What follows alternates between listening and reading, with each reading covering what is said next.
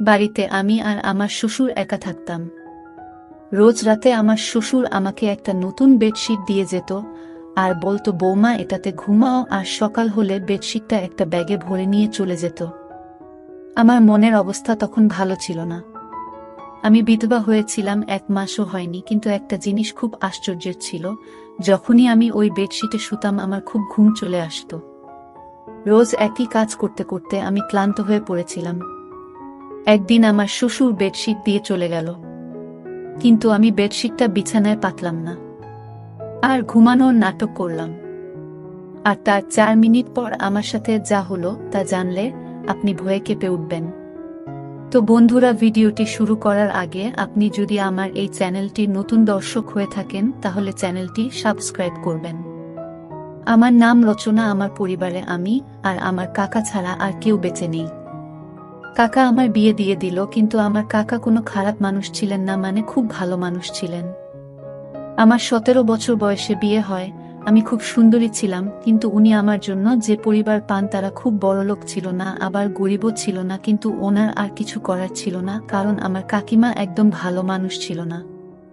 কোনো ভালো সম্বন্ধ এলে আমার কাকিমা বলতো, আগে নিজের মেয়েদের কথা চিন্তা করো, একে তাড়াতাড়ি বাড়ি থেকে বিদায় করো, না হলে আমার মেয়েদের জন্য ভালো সম্বন্ধ পাবো না।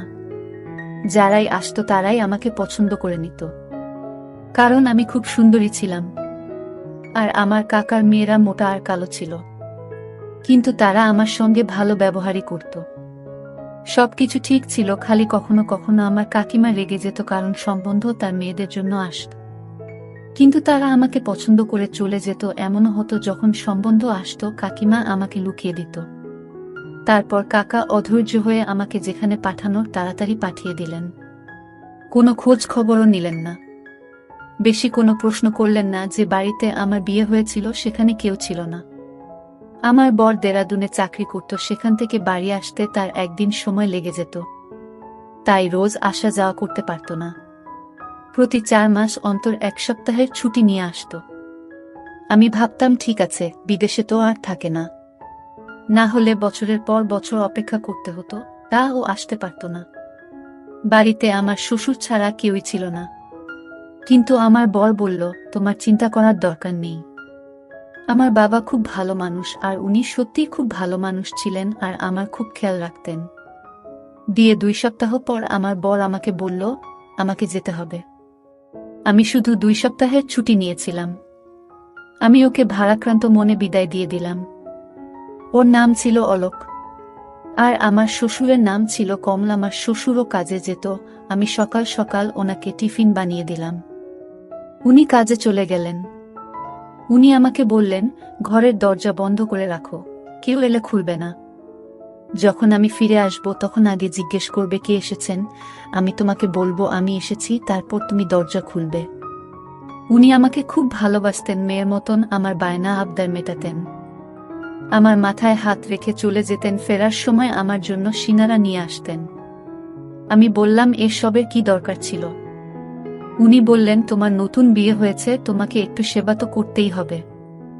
আর যদি আমার স্ত্রী বেঁচে থাকতো তাহলে তোমার মতো আমার একটা মেয়ে থাকতো, তাহলে ওর সাথে তোমার সময় কেটে যেত, কিন্তু উনি তো এই দুনিয়াতেই নেই। তখন আমি বললাম, কোনো ব্যাপার না, আপনি তো আছেন। এইভাবে উনি প্রতিদিন আমার জন্য কিছু না কিছু নিয়ে আসতেন।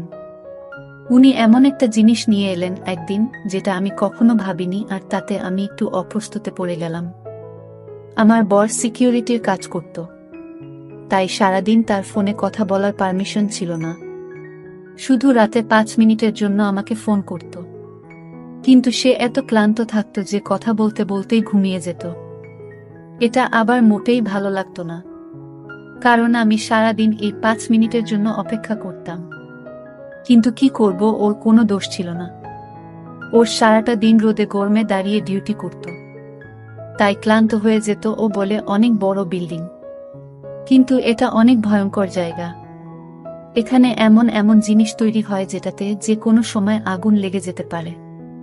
তাই জন্যই তো এই চাকরিটা ভালো মাইনে পায়, নয়তো আজ তোমাকে আমার থেকে দূরে থাকতে হতো না।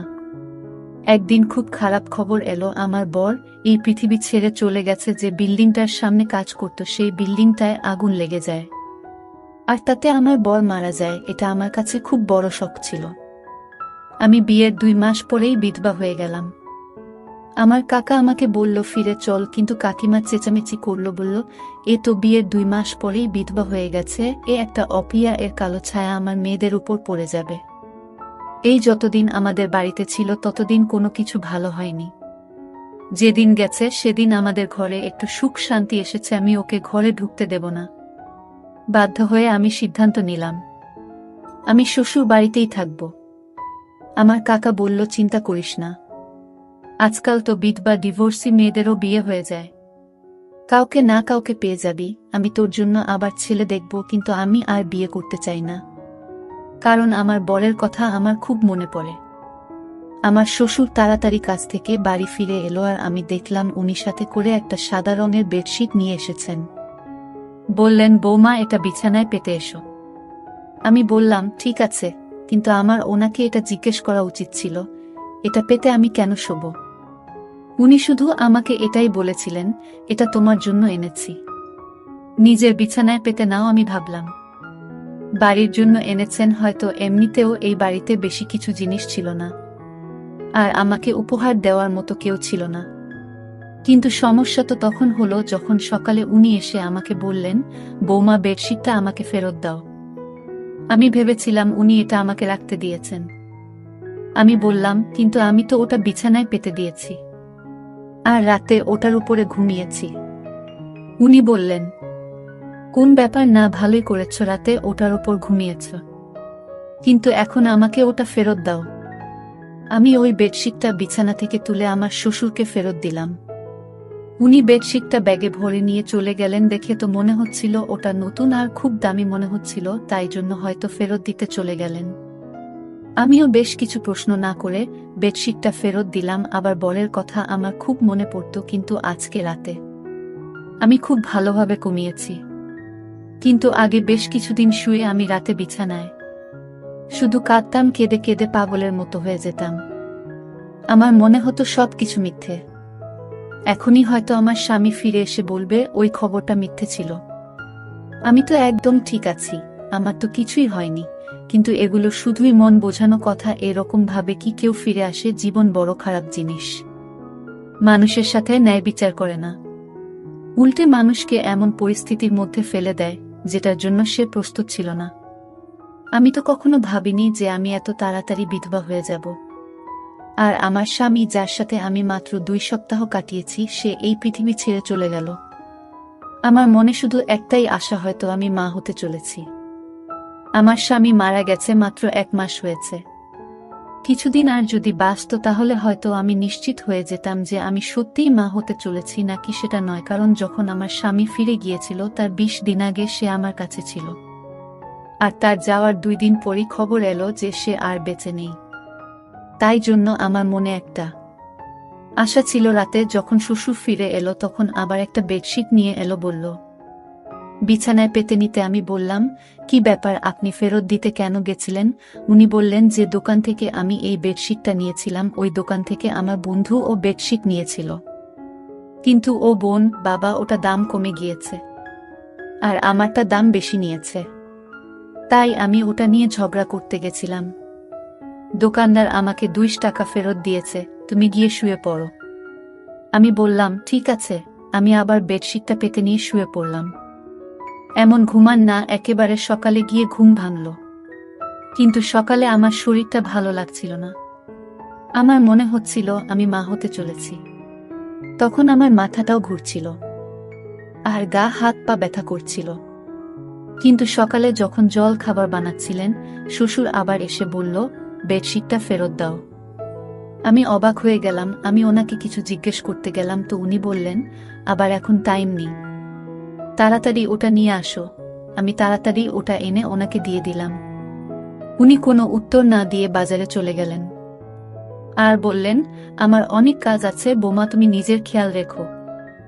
আমি ভাবলাম এসব কি হচ্ছে, কখনো ফেরত দিতে চলে যান, কখনো নিয়ে চলে আসেন, জানি না উনি কি করছেন। বুড়ো মানুষ, এরা খুব সহজেই অন্য লোকের কথা বিশ্বাস করে। যখন বেডশিটটা নিয়েছে তখন চুপচাপ রেখে দিন। 1-2 টাকার জন্য এত ঝামেলা করার কি আছে? আজকাল তো 2 টাকায় একবার খাবারটাও হয় না। কিন্তু আমার শ্বশুরকে কে বোঝাবে?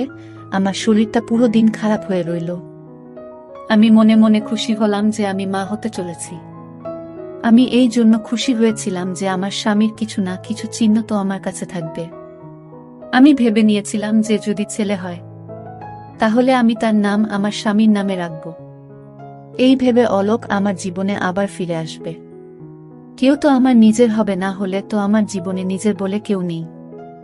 একমাত্র স্বামী ছিল, সে ও এই পৃথিবী ছেড়ে চলে গেল। আমার শ্বশুর তো রুটিন বানিয়ে ফেলেছিল। উনি রাতে আমাকে পেয়েছি দিতেন, আবার সকালে ফেরত চেয়ে নিতেন, আর আমি এমন ঘুমিয়ে পড়তাম যে আবার কোনো হুঁশ থাকত না। আমি কোথাও শুনেছিলাম যে যখন মহিলারা হয় তখন তার খুব ঘুম পায়।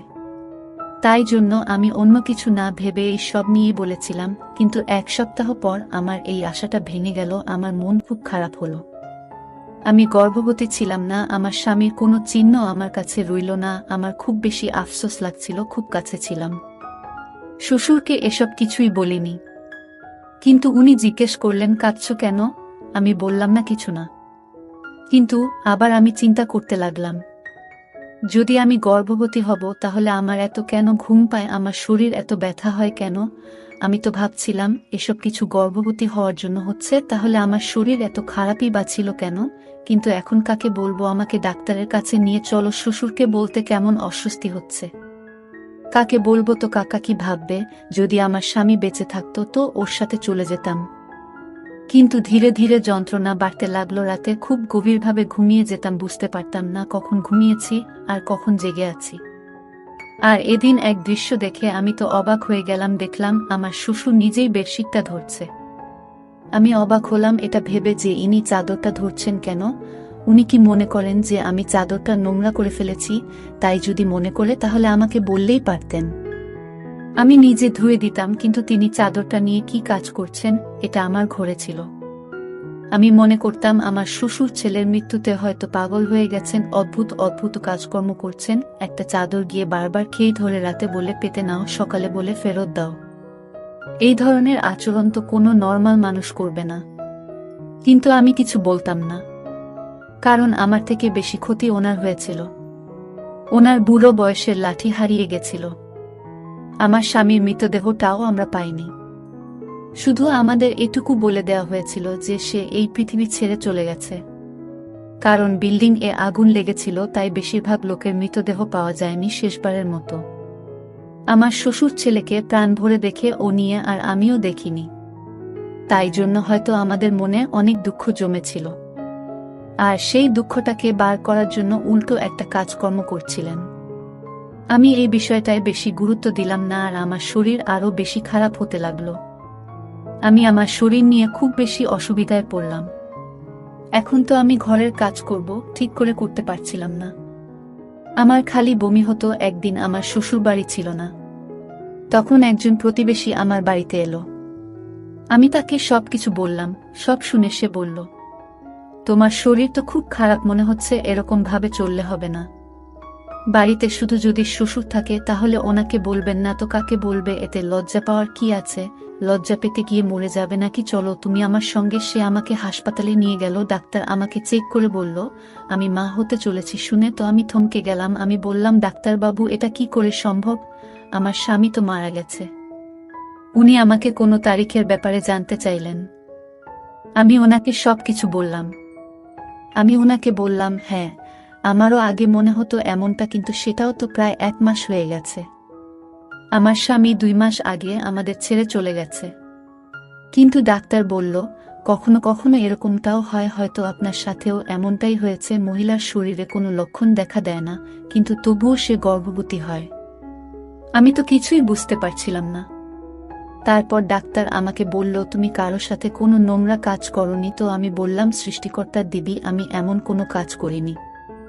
আমি তো আমার স্বামীকে খুব ভালোবাসতাম। আর আমি ওনাকে বললাম, আমাদের বাড়িতে তো আমার বউ শ্বশুর ছাড়া আর কেউ থাকে না, আর আমি কোথাও যাওয়া আশাও করি না।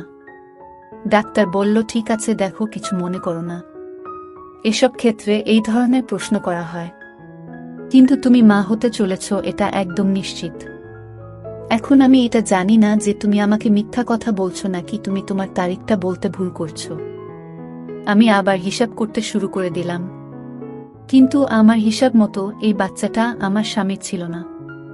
আমি ডাক্তারকে মিথ্যা বলে দিলাম, কারণ ডাক্তার হয়তো আমার বদনাম করে দেবে। আমার সঙ্গে আমার পাড়ার মহিলা ছিল, সে বলেছিল সে প্রায় এই ডাক্তারের কাছে আসে, এখন তো সে বাইরে বসেছিল। কিন্তু না জানি যদি কালকে আমার ব্যাপারে কিছু জিজ্ঞেস করে নেয় তাহলে কি হবে। আমি বললাম, আপনি ঠিক বলেছেন, আমি তারিখ গুনতে ভুল করেছি। ডাক্তার আমাকে কিছু ওষুধ লিখে দিলেন আর বললেন, আপনার শরীর একটু বেশি খারাপ অবস্থায় আছে, আপনার নিজের প্রতি অনেক যত্ন নিতে হবে। কিন্তু আমি এটা ভেবে পাচ্ছিলাম না যে বাচ্চাটা কার। যখন থেকে আমার স্বামী মারা গেছে তখন থেকে আমার সাথে এসব কি হচ্ছে। একটা অদ্ভুত ঘটনা আমার সাথে ঘটেছিল, যেটার সাথে আমার শ্বশুর জড়িত ছিল। এটা তো ছিল চাদরের ব্যাপারটা, আর একটা ছিল আমার অজ্ঞান হয়ে যাওয়ার মতো ঘুম পাওয়া। আমি তো খুব চিন্তিত থাকতাম, আমার মনে এতগুলো দুঃখ ভরেছিল, তবু আমি এত নিশ্চিন্তে কি করে ঘুমাতাম। মানুষের পরীক্ষা থাকলেও সে নিশ্চিন্তে ঘুমোতে পারে না। আমার তো জীবন সাথী এই জীবন থেকে চলে গেছিল, আর আমি এরকম নিশ্চিন্তে কি করে ঘুমাতে পারি। কিছু না কিছু গড়বড় নিশ্চয়ই আছে, এটার খোঁজ এবার আমাকেই করতে হবে। এবার আমি ভেবে নিয়েছিলাম যে আমাকে কি করতে হবে, যেটা আমি করছি না, আর সেটা আমার করা উচিত ছিল না। অর্থাৎ একদিনের জন্য আমার রুটিনটা বদলাতে হবে। আর আমার রুটিনটা বদলে ফেললাম, আমি রাতের খাবার খেলাম না। কি জানি, হয়তো আমার খাবারের সঙ্গে কিছু মিশিয়ে দেওয়া হচ্ছে। আমি এটা ভেবে পাচ্ছিলাম না এসব করবে। আমার শ্বশুর আমাকে আবার ওই একই বেডশিট এনে দিল। এখন তো বেডশিটটা অনেক পুরনো হয়ে গিয়েছিল, তাও আমার শ্বশুর ওটাকে এমনভাবে ব্যাগে ভরে আনতো যেন নতুন। জানি না ওটাকে নিজের সাথে নিয়েই ঘুরে কেন। আমি বললাম, ঠিক আছে, আমি ওটা পেতে শুয়ে পড়ব। কিন্তু আজ আমি বেডশিটটা না পেতেই বিছানায় শুয়ে পড়লাম। কিন্তু আমি আশ্চর্য হলাম, আজ আমার ঘুম আসছিল না। আমি বুঝতে পারছিলাম না তাহলে কি আমার ঘুমের সাথে এই বেডশিটের কোনো সম্পর্ক ছিল। এসব কি হচ্ছিল আমার সাথে। আমার তো মোটে ঘুম আসছিল না। দেখতে দেখতে রাত একটা বেজে গেল, বাইরে কোনো আওয়াজ নেই। কিছুক্ষণ পর একটা আওয়াজ এলো। আমি ভাবলাম হয়তো শ্বশুর জল খেতে বা বাথরুমে যাওয়ার জন্য উঠেছেন। কিন্তু কেউ যেন আমার ঘরের দিকেই আসছিল আর ঘরের ভিতর ঢুকে পড়ল। ঘরের লাইট বন্ধ ছিল। আমি জোরে জোরে নিঃশ্বাস নিয়ে ঘুমানোর অ্যাক্টিং করছিলাম, কারণ আমি দেখতে চাই এটাকে। এমনিতে আমার খুব ভয় করছিল। আমার ঘরে তার কি কাজ ছিল। কিন্তু কিছুক্ষণ পর যখন সেই ব্যক্তি আমার পাশে এসে শুয়ে পড়ল আর আমাকে জড়িয়ে ধরল, তখন আমি চিৎকার চেঁচামেচি করতে শুরু করে দিলাম। তারপর লাইট জ্বেলে দেখতেই আমি চমকে গেলাম, কারণ সেই ব্যক্তি অন্য কেউ নয়, বরং আমার শ্বশুর ছিল। ওই চাদরটার দিকে দেখলেন আর রেগে গিয়ে আমাকে বলেন, আজকে চাদরটা পাতনি কেন। আমি আরো চমকে গেলাম, কিভাবে কথা বলছে আমার শ্বশুর আমার সাথে। আমি চিৎকার করছিলাম। উনি বললেন, নোংরা মহিলা একটা, চেঁচাচ্ছিস কেন। আমি পুরোপুরি ঘাবড়ে গেছিলাম। আমি বললাম, আপনি এসব কি করছেন। আমার শ্বশুর ঘাবড়ে গেল। আমি আরো জোরে জোরে চিৎকার করা শুরু করে দিলাম। পাড়ার লোকজন সবাই এসে আমাদের দরজা খটখট করতে শুরু করে দিল। সব কি হচ্ছে। সেই মহিলারা আর তার স্বামী বাড়ির ভেতরে ঢুকে পড়ল, যার সাথে আমার একটু বন্ধুত্ব হয়েছিল। আমি ওদের চিৎকার করে শুধু এটুকু বললাম, পুলিশকে ডাকো, ইনি আমার ইজ্জতের উপর হামলা করেছেন। ওরা তো হকচকিয়ে গেল। সারা পাড়ার লোক জড়ো হয়ে গিয়েছিল। পাড়ার লোকেরা সবসময় বিরক্ত থাকত। তারা চোর বা এই ধরনের অপরাধী পেলে তাকে মেরে মেরে তার উপর সব রাগ উগরে দিত। আমার শ্বশুরকেও ওরা ঘিরে ফেলেছিল। তারা বলেছিল, এই পাড়ায় সবাই ভদ্রলোক থাকে, আপনি আপনার বৌমার সাথে এসব কি করছেন। তাছাড়া আমি ওই মহিলাকে আগেই বলেছিলাম আমি মা হতে চলেছি, আর আমি জানি না এই বাচ্চাটাকে। আর আমার শ্বশুর এবার মুখ খুললেন। উনি বললেন, উনি চাদরে ঘুমের ওষুধ মিশিয়ে নিয়ে আসতেন। যখন ওষুধটা আমার নিঃশ্বাসে যেত তখন আমি অজ্ঞান হয়ে যেতাম। আর উনি রোজ আমার ইজ্জতের উপর হামলা করতেন। যবে থেকে আমার স্বামী মারা গেছে তবে থেকে উনি আমার সাথে এটা করছেন। আর এই বাচ্চাটা, উনার সবাই নিজের কানে হাত দিয়ে ছিছি করতে লাগলো। কেউ কেউ বলল, এই ব্যক্তিকে পাড়া থেকে বের করে দাও। কিন্তু আমি আওয়াজ উঠালাম। আমার কাকাকে ও ডাকলাম। আমি বললাম, আমি আত্মহত্যা করব। যদি এই ব্যক্তির শাস্তি না পায় যে কিনা আমার উপর হামলা করেছে, আমি তো এটা নিজে বাবা মনে করতাম। আমার কাকা বলল, এবার তোমার কাকিমা যাই বলুক, পুরো দুনিয়া তোমার বিপরীতে চলে গেলেও আমি তোমাকে আর কিছুতেই এখানে থাকতে দেব না। আমার শ্বশুরকে পুলিশ নিয়ে গেল, আমি আমার কাকার বাড়ি চলে গেলাম। কিন্তু আমি সবসময় টেনশনে থাকতাম, এটা আমার কি হয়ে গেল? আমি তো জীবনে কোনো অসৎ কাজ করিনি, কিন্তু আমার ভাগ্য কেন এরকম হলো? এখন আমার পেটের বাচ্চাটা আমার কাছে নিজের উপর অভিশাপ বলে মনে হচ্ছিল। এখন আমি এই বাচ্চার কি পরিচয় দেব? এই বাচ্চার পরিচয় দেওয়ার মতো কিছুই আমার কাছে রইল না। কিন্তু আমার বিবেক সব সময় আমাকে